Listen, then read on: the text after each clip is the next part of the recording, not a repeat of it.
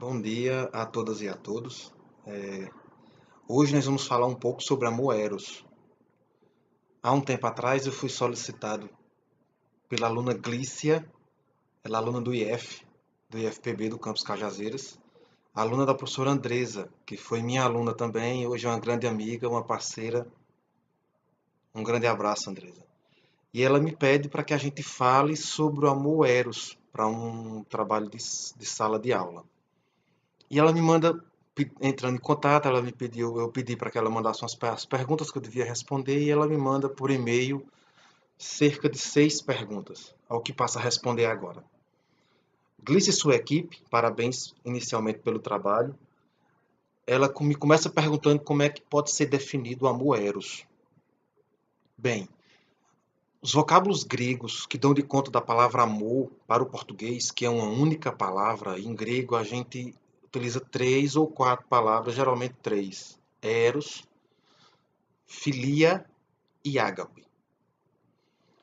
Cada uma tem uma definição própria. O que para nós veio tudo como amor, amor, amor, amor, amor, para o grego não são sinônimos, são coisas distintas.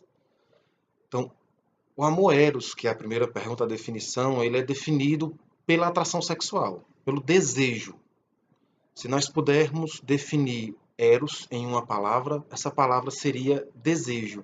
E esse desejo é um desejo físico, é um desejo material, é um desejo carnal na linguagem bíblica. Só que na contemporaneidade, esse amor eros ele ganha uma nova conotação, ele ganha uma nova definição. E essa definição é o romantismo. Então a gente romantiza, a gente se ilude, de certo modo, a gente teoriza algo que nada mais é do que mera atração sexual. Então, o amor eros é aquele tipo de amor que eu sinto por aquela outra pessoa, seja homem, seja mulher, que envolve sexo, que envolve prazer, que envolve uma relação de satisfação carnal. Digo seja homem ou seja mulher, porque dada a diversidade da contemporaneidade, nós não podemos identificar o amor eros apenas em relações heteronormativas, mas também em relações homonormativas. Inclusive, dada também essa diversidade, esse amor eros ele pode se estender, embora não sem julgamento moral, também a objetos, a animais, e aí vai depender da variação de cada pessoa, do gosto individual de cada pessoa.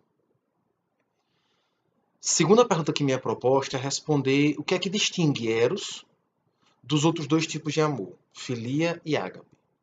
Bem, nós já falamos, eros é sexo, desejo. Ágape é o sentimento de amor elevado em plenitude. Há uma passagem no Novo Testamento que os primeiros cristãos atribuíram a Jesus, que ele teria dito o seguinte: aquele que mais ama é aquele que dá a sua vida. Ora, dar a vida é algo pleno, absoluto. Morrer pelos seus, morrer pelo objeto amado. Não conseguir viver sem ele. Então, a plenitude do sentimento, a plenitude da doação e da entrega, aquele amor que nenhum ser humano é capaz de fazer, talvez, e isso é a interpretação minha, é a exceção das mães, mas nenhum ser humano é capaz de fazer, ele só pode ser atribuído, segundo a filosofia que mais para o final dessa entrevista a gente vai falar, à divindade.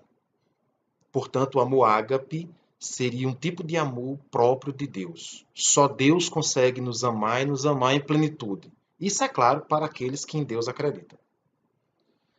O amor filia, ou amor filios, ele é aquele amor possível aos humanos, sem erotismo. Também há um desejo, mas há um desejo sem atração sexual. Envolve especialmente dois tipos de relação: amigos e família. Então, aquele amor que nos faz nos identificar com nossos amigos, transformá-los em irmãos, trazê-los ao convívio do nosso lar, fazer com que a gente partilhe nossa vida com eles, é o mesmo que acontece com a nossa família, só que aí tem convenções sociais diferentes, porque o tipo de relacionamento social com a família é um tipo obrigatório e com os filhos é voluntário, né? Com os amigos não é obrigatório. Mas em ambos os casos haveria aqui um amor filios, um amor filia. Esse amor possível aos humanos, já que o amor ágape nos é impossível. Né? Terceira pergunta versa sobre a possibilidade de unir Amoeros com os demais. Bem, olha, eu costumo dizer que nada é impossível nessa terra.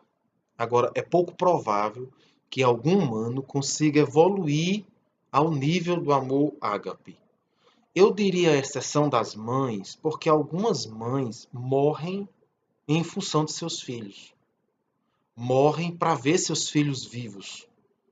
Não são todas, é óbvio, mas algumas, uma parte considerável, sim. O que nós poderíamos até entender como um amor ágape, uma espécie de amor ágape. Entretanto, na definição como um todo, né, na definição em si, o amor ágape ele é atribuído apenas à divindade. Então, impossível não é, mas é muito pouco provável. Depois o grupo passa a me perguntar se quem é mais propenso para desenvolver o amor eros, se o homem ou a mulher. Olhe, é preciso primeiro ressaltar que o erotismo ele é um fenômeno midiático e é um fenômeno de mercado. O capitalismo consegue transformar até o erotismo em produto de consumo. Consequentemente, a gente não pode simplesmente desenvolver uma teoria que explique se homem ou mulher são mais eróticos ou menos eróticos, porque talvez ela seja já por si fracassada. O que eu costumo dizer, o que eu costumo pensar sobre isso, é que pessoas estão propensas ao desenvolvimento do amor eros, independente de idade. Se a gente for analisar os estudos de Freud, as crianças já têm comportamentos eróticos. Se nós formos observar um asilo de idosos, por exemplo, de pessoas da terceira idade, nós vamos perceber que pessoas de certa idade ainda têm alguns comportamentos eróticos. Portanto, é difícil estabelecer que tipo de pessoas está mais propensa. Primeiro, porque o erotismo não é uma ideia em si. O erotismo ele está sujeito à mídia e ao mercado, ao capitalismo, infelizmente. E eu costumo dizer que pessoas estão propensas a ele e não homens ou mulheres, crianças, adolescentes, jovens, adultos, velhos.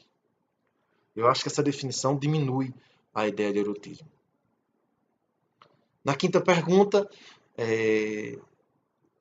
o sexo é um assunto bastante discorrido em diversas áreas do conhecimento. É específico sobre sexo, estou lendo a pergunta.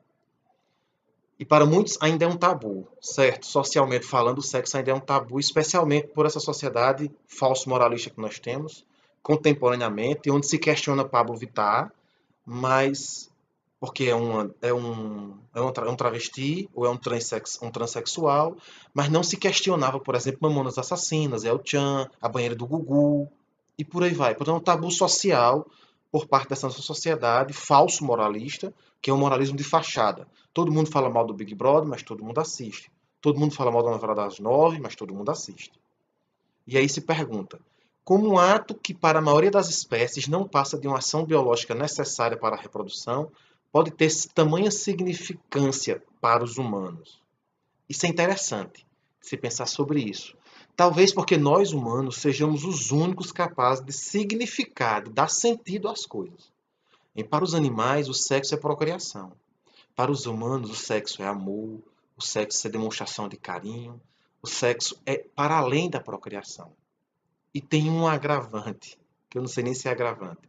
Por essa nossa capacidade de significar as coisas, o prazer para nós toma um sentido mais amplo do que talvez tenha para os animais.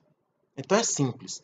Por que, que o sexo para nós humanos ganha um sentido tão grande? Porque nós conseguimos significar o prazer que sentimos. Então nós conseguimos achar que a pessoa que nos dá prazer é porque ela nos ama, que a pessoa que nos dá prazer é porque ela quer estar com a gente. E em nome desse prazer, a gente faz de tudo para manter aquela relação ou aquela fonte de prazer, que no caso é o sexo. É claro que a explicação é bem mais complexa do que essa, mas acho que devido ao tempo, não dá para a gente discorrer muito, seria uma palestra só falando sobre isso. E por fim, me perguntam o seguinte: no amor eros, a busca por um parceiro é comparada a uma simples busca por um objeto para satisfazer seus desejos ou tem um maior objetivo? É outra pergunta bem complexa. Eu vou responder dizendo que depende do ângulo de análise. Depende de onde você analisa. Se você tomar por base a filosofia escolástica, que é cristã, surgida na Idade Média, vai dizer que o maior objetivo do sexo, do amor eros, é a reprodução. Tanto é que a igreja ainda hoje, especialmente antes do Papa Francisco, era bem arcaica no sentido de dizer que o casamento não serve para prazer, mas serve apenas para a reprodução. Se a gente for analisar o niilismo contemporâneo, pós Friedrich Nietzsche, que é um filósofo alemão bem conhecido, ou pós Zygmunt Bauman com a liquidificação dos sentimentos, as relações líquidas, nós vamos perceber que o prazer é entendido pelo mero prazer. Ou seja, importa ter prazer e pronto. Se tem um significado pela reprodução, não sei o que, isso aí é tudo bobagem. Eu vou me ater à resposta do filósofo que eu estudo já há alguns anos. Chama-se Arthur Schopenhauer. É esse aqui. Ele não é muito dotado de beleza não, mas Schopenhauer é este. É um filósofo alemão, final do século XVIII, início do século XIX. Ele escreve este livro, Metafísica do Amor. Aqui são dois livros, Metafísica do Amor, Metafísica da Morte, mas a gente vai se ater a esse livro, Metafísica do Amor. Um livrinho até bom de ser lido. Inclusive eu indico para quem quiser aprofundar. Veja, segundo Schopenhauer, nós somos marionetes de uma força cósmica que ele chama de vontade. A vontade, ele quer que os seres humanos e todos os seres reproduzam, seja, se eternizem, ou criem a ideia de que são eternos na sua procriação. E então essa vontade, ela mexe conosco, como se nós fôssemos meras marionetes, fantoches, na verdade, animados por uma força que não nos pertence. Segundo essa teoria de Arthur Schopenhauer, defendida no livro Metafísica do Amor, o único sentido da vida é procriar. Nesse sentido, se nós formos concordar com Schopenhauer, o sexo, ele biologicamente serve para a procriação, mas em função dessa manipulação da vontade, nós achamos que amamos, sendo que o amor é uma mera ilusão. Ele não existe em si, ele existe apenas como uma projeção, como uma vontade de ser, nada mais do que isso. Então, se nós temos uma busca por um objeto para satisfazer nossos desejos, ou se existe um objetivo maior, vai depender muito de como você analisa. Muitas vezes os cristãos tendem a romantizar o amor, achar que encontraram a sua metade, inclusive isso é um conto dos andrógenos escrito por Platão. Platão certa vez disse que os seres humanos eram um só e foram separados por um castigo, e aí cada um procura a sua banda. Aí a gente fala em metade da laranja, minha alma gêmea. Isso é nada mais do que romantizado. Eros, amor romantizado. Ou, biologicamente, você analisa do ponto de vista meramente reprodutivo. Então, se é para saciar nossos desejos ou tem um objetivo maior, vai depender de cada pessoa. Para algumas pessoas que são mais,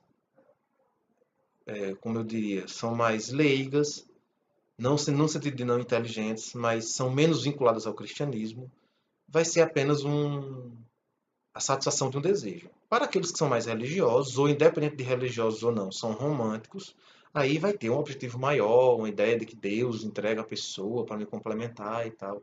Então vai depender muito do ponto de vista. Bem, sobre as perguntas que me foram formuladas, rapidamente o que eu posso responder é isso. Espero que gostem, espero que eu tenha contribuído com a turma. Agradeço demais terem lembrado de mim. Nós aqui da Escola Técnica de Saúde de Cajazeiras, onde eu trabalho, na Universidade Federal de Campina Grande, estamos à disposição e sempre que precisarem é só entrar em contato. Um abraço grande, um bom trabalho para vocês e até mais. Tchau.